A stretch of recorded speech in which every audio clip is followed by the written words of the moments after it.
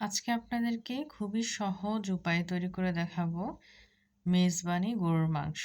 প্রথমে আমি ১.৫ কেজি গরুর মাংস নিয়ে নিয়েছি।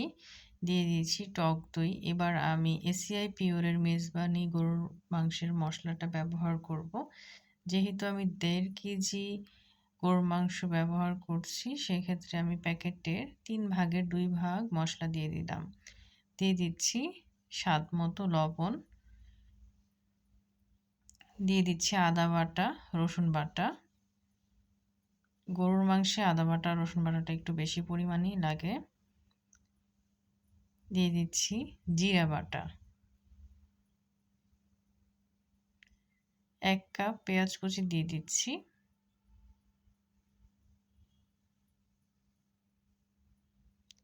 ১৮০ মিলি সরিষার তেল দিয়ে দিচ্ছি।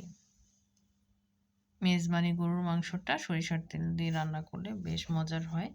মেরিনেট করে রেখেছি ১.৫ ঘন্টার মতো। এবার আমি চুলায় বসিয়ে দিয়েছি। ১০ মিনিট পর এভাবে পানি ছেড়ে দিয়েছে।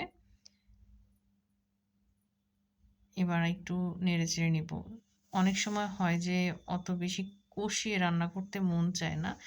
তখন প্যাকেট মসলা দিয়ে আপনারা এভাবে রান্না করতে পারেন।